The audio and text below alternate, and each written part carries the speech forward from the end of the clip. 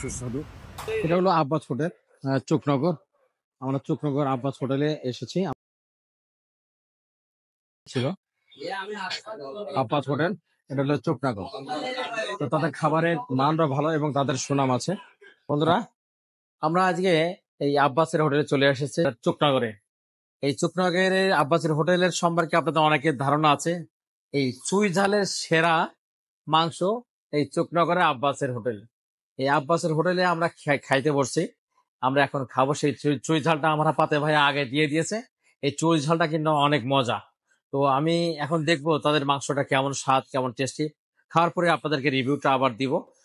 আপনারা আমাদের পাশে থাকেন, সাথে থাকেন। আমরা দেখি তাদের খাবারের মানটা। ভাই, আপনাদের প্রতিষ্ঠান কয়টা? দুইটা। দুইটা। চোখরাঙ্গার একটা, আর একটা কোথায়? খুলনা একটা। আচ্ছা, একটা শুনি আপনার ঢাকাতে। এটা কি আপনাদের না? আপনাদের না? তাই নাকি? তা একটা সাক্ষাৎকারে দেখলাম যে আপনাদের একটা ব্রাঞ্চ, দর্শক শুনতে পাচ্ছিলেন, এটা আব্বাসের আব্বাসের যে মালিক, মেন মালিক ওনারা। আপনি কতদিন কাজ করেন এখানে? কতদিন? আপনি 35 বছর এখানে কাজ করেন। তাহলে এখানে তো আপনাদের ব্রাঞ্চ দুইটাই, একটা আছে চোকনগর, আরটা কোথায়? বুঝি না। দুইটা ব্রাঞ্চ। ঢাকাতে কোনো ব্রাঞ্চ নাই। দর্শক, আপনারা শুনছেন যে ওনাদের কোনো ব্রাঞ্চ এই খুলনা এবং চোকনগর ছাড়া অন্য কোথাও কোনো ব্রাঞ্চ নাই। তো আমি শুনেছিলাম 12 নম্বর নাকি ব্রাঞ্চ একটা আছে ঢাকাতে। তো যাক, কটা আমরা বলবো না। এখন আমরা একটু দেখি তাদের খাবারের মানটা কেমন। তো আমরা একটু আমাদের খাবারটা দেন দেখি। আমাদের খাবারের মাংস গুলো মোটা মোটা আছে। পিস কত করে ভাইয়া?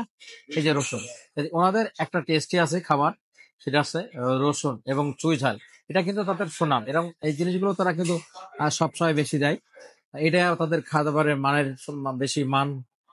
এই বিশেষ করে চুই ঝালের জন্য খাবারের মানটা ভালো থাকে এবং তার প্রশংসা আছে এই আব্বাসের। তো আমরা খাবো এবং আপনাদেরকে রিভিউটা দিব। এই চুই ঝালটা আমাকে দিচ্ছে, রসুনটা দিচ্ছে, দেখেন অনেকগুলো রসুন দিয়েছে। হুম। তো ওখানেও দিয়ে দেন।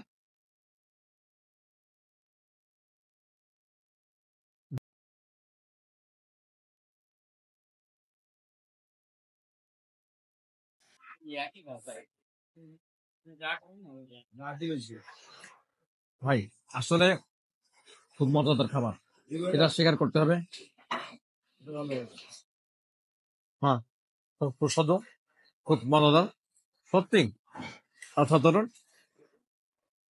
আপনারা সাতক্ষীরাতে আসলে, এদিকে আসলে আপনারা চলে আসবেন আব্বাসের সুইজার হোটেলে। হুম।